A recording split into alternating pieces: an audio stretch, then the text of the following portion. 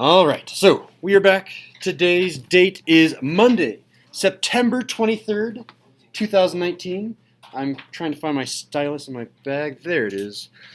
Make sure you have your name and your date written on your paper. It is 9/23/19. Yeah, so quadrilateral angle properties. Last Friday was 1-11 quadrilateral types. Now we're talking about the angles, what's happening inside of our shapes. All right, quiet raise hand, objective. Oh, Andres is ready to go. Oh, wait, no. Wait, Andres, don't you have your card in already from... No, that was before the note started. Okay. I don't want to read. Yeah, Monse. Find inferior angle for quadrilaterals. There it is. So I'm going to give you a bunch of different types of quadrilaterals. Ooh, did I remember to do kites? Shoot, I forgot a kite. We'll do that at the very end. We're going to have to write our own. I totally forgot to do that. Yeah, so thank you, Monse. It's 50 XP. Sergio's up to date with that. Trapezoids. So I'm just kind of doing one example problem per type of shape. Let's do this. So what is the value of the angle marked with X? So we have X up in the top right, 110 in the bottom right. I need to figure out what type of shape this is. Obviously, it's a trapezoid because I have that in the title, but can someone tell me why this is a trapezoid? What is the definition of a trapezoid? It's back from 1-11. Think back to Friday. What is a trapezoid? I only see one hand raised, and I need to see more. Go back to your notes if you don't know. Flip back through your notes. I need to see at least 5 hands. That's a lot of people. Go back through your notes right now. What is a trapezoid? What is the definition? I see 2 hands. I see 3 hands. I need 2 more hands before I call on someone. I need more people looking back at their notes. Review. What is a trapezoid? What is the definition? There's only a few things. 4 hands and come on, there's 5 hands. Okay, Andres. So, trapezoid, that is indeed a trapezoid.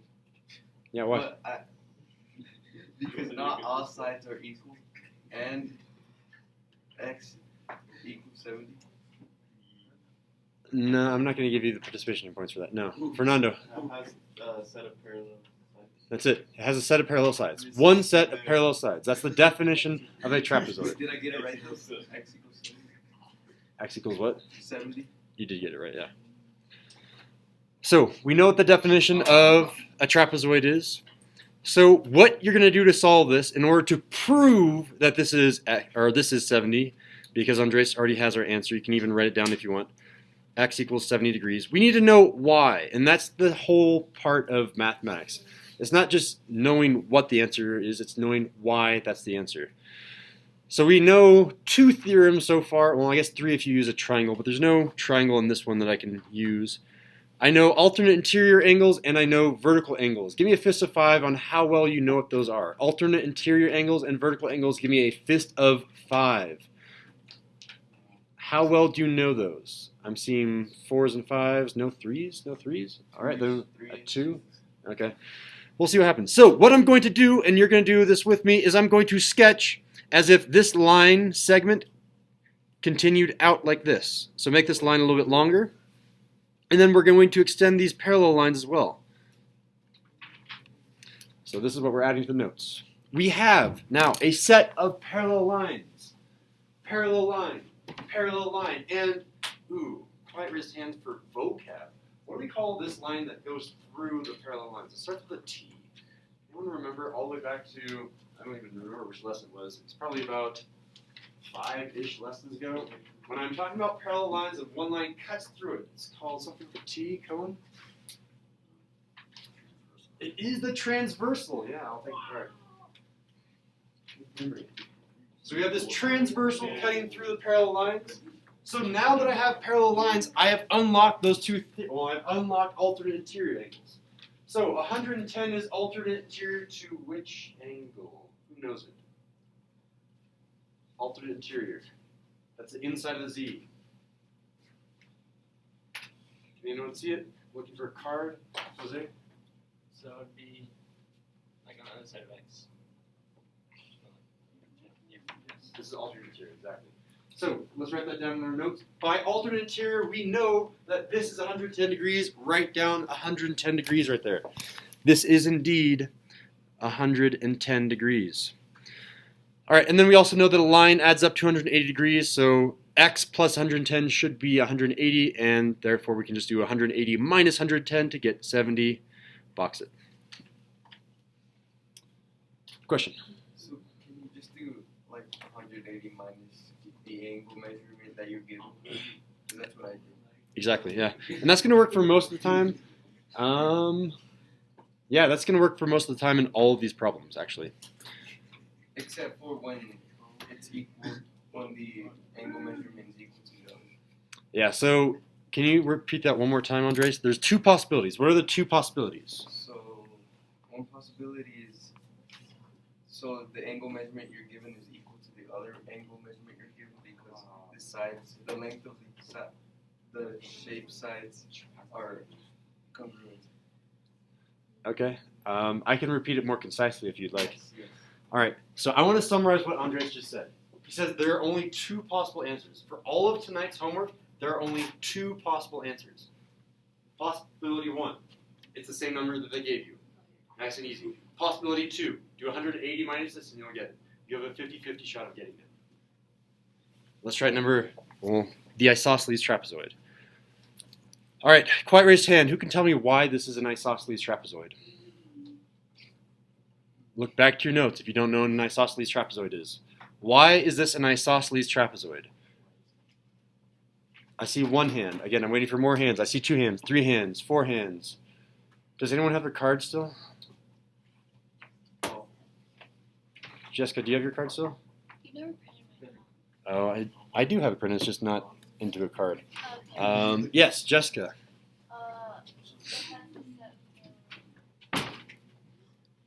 So parallel lines and And So- they're all congruent? Wait, what? so I'm kind of asking what is the difference between a trapezoid and an isosceles trapezoid? So a trapezoid has a set of parallel lines. So an isosceles trapezoid also has a set of parallel sides. But since it's a child I of got it. trapezoid, Jessica, what's the main difference? Congruent sides. Which sides are congruent? The other one. Like this and this? Yeah. And you have to be careful about how you say that because technically if I drew a line like right here, that could also be 7, but then I don't have that and it's a parallelogram. So make sure it's a set of parallel sides, that you only have one set of parallel sides and you have congruent sides. Alright, so thank you Jessica, you got your 50 XP. And then from there, we need to solve for x. But how are we going to prove what x is? Obviously we can use Andres' method and we can say this one looks big, so these are both 120. This one looks small, so therefore I'm going to do 180 minus 120, and I'm going to get my answer. But how can we prove that? I always care about proofs in geometry. How can I prove that this angle x is 180 minus 120? You can use Mathway. You cannot use Mathway. I will give you guys some hints now. Okay, Fernando, go for it. Alternate interior. Where do you see alternate interior angles? Yeah, go for it. Like draw like a line that's more. Let's- Let's extend all the lines. Everyone follow along. We're extending all these lines.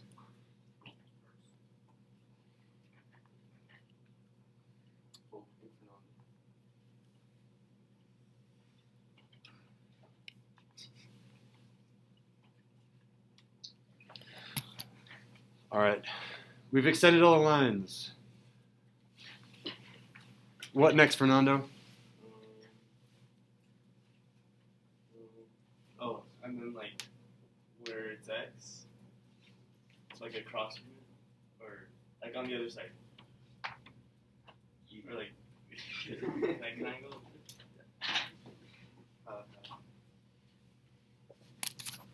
Alright. So like right here, and then since it's a straight line, you can do 180 minus 120. So I agree if we knew that this is 120, then that would prove it. But how do we know that that angle is 120? Because it says right there.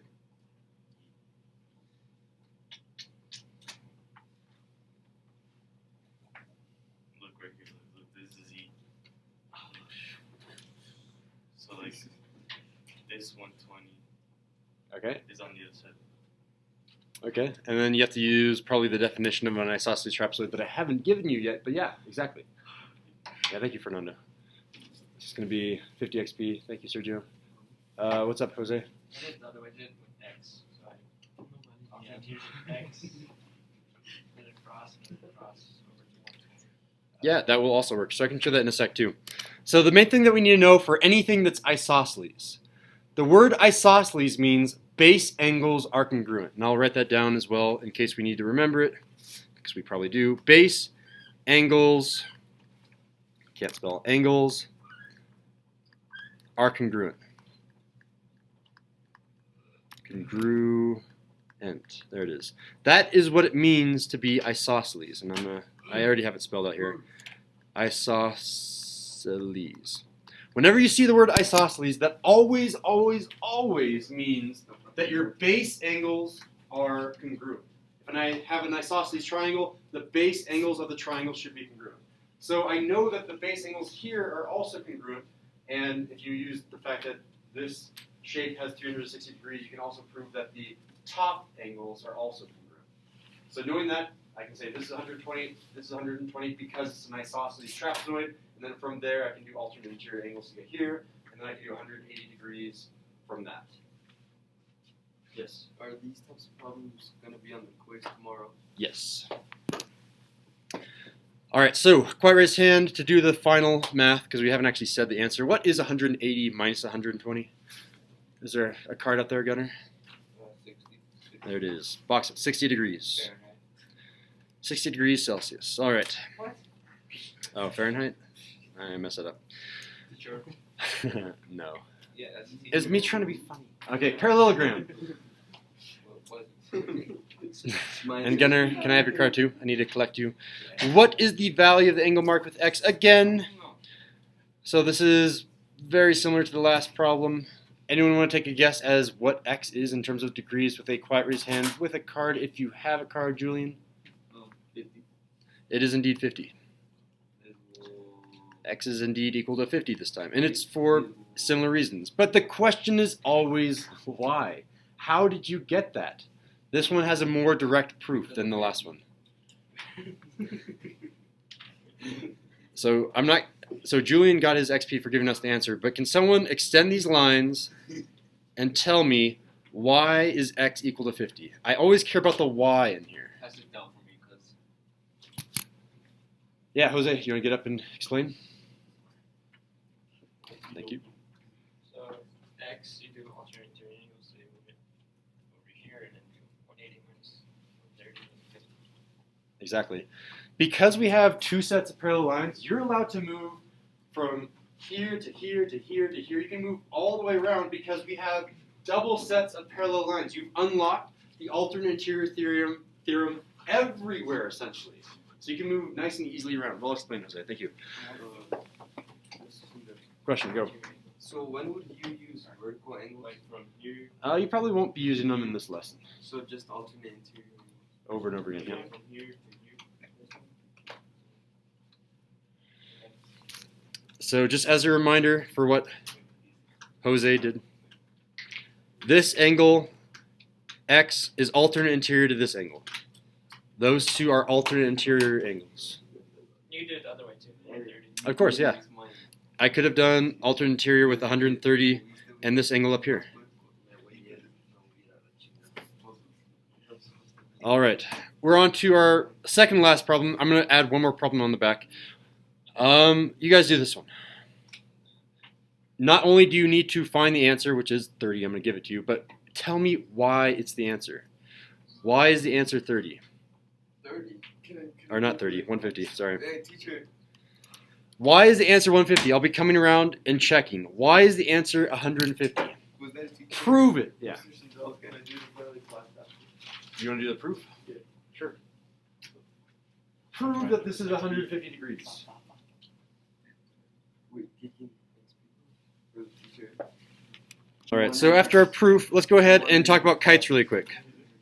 Learn what That's you. So everyone make a rough sketch of a kite. roughly 30 degrees. Solving the equation. The only thing that I'm going to talk about kites is Well, I'm going to give you a diagram, and then I'm going to make you solve kind of a harder problem, and then we can go to the Khan Academy. Khan Academy will go really, really quick. It's one of those easy assignments tonight. So the one thing that you know about kites is that this angle and this angle are congruent. That's the main thing that you need to know.